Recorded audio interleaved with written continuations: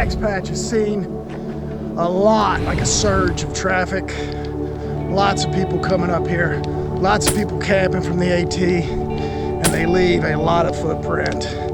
There's been much trash and just pretty much disgust on the top of this mountain is. So I decided today, go up there and check myself. We're gonna make sure that people are taking care of our beautiful Pisgah National Forest. Max Patch Mountain. You're literally 1 minute stepping from North Carolina to Tennessee. Appalachian Trail follows it. And man, at the top, you just get a perfect 360 view of all the surrounding mountains of North Carolina and Tennessee.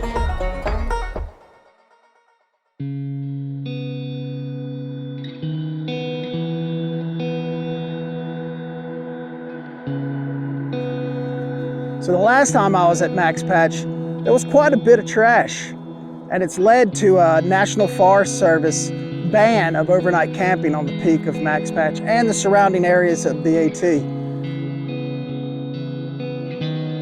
It's just disgusting people with disgusting behavior.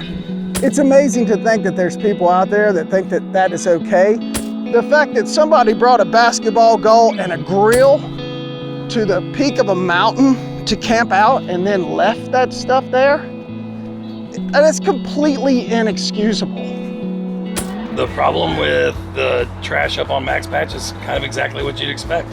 It's the not my problem mentality. People hear about a good thing, they tell another person, they tell another person, they tell another person. Suddenly the good thing is saturated.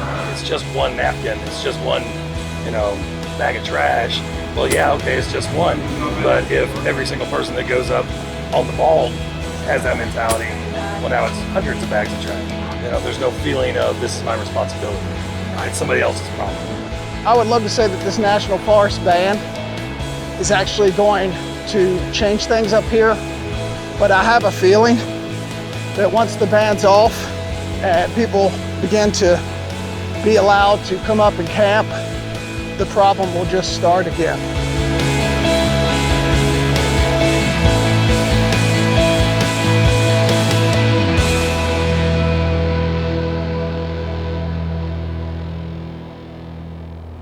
The more I think about it, the more angry I get. I think I need to simmer down and head on into Hot Springs, grab something to eat, get a cold beer.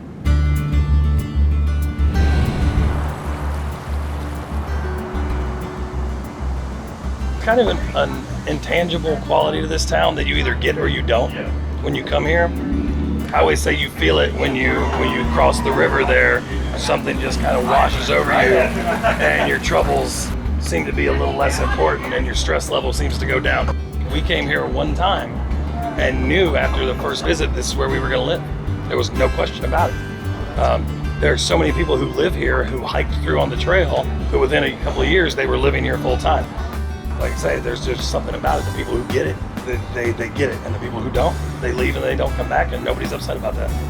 Very different seasons. Springtime is your hikers. They start coming in mid-March and they go through mid-April, late April, early May. Summer, you've got rafters, and that's where that ecotourism comes in again. I would say the population of our town doubles. Fall, obviously, you've got the leaves. Spring Creek Tavern, hot, fresh, homemade food. We have a very eclectic selection of beers, mostly local North Carolina beers. No matter if you've been here once or 100 times, we want you to feel like you're at home. You gotta come to Hot Springs, you gotta come eat at Silver Creek Tavern. The food was delicious. Hot Springs is just that kind of town. Come for the weekend, whitewater raft, fish, ride bikes, catch some trails like Lover's Leap. So until next time, close your laptop and open a trail map. Find a stream, not a streaming service. And whatever you do, pick up your trash. This is Adventure Lane.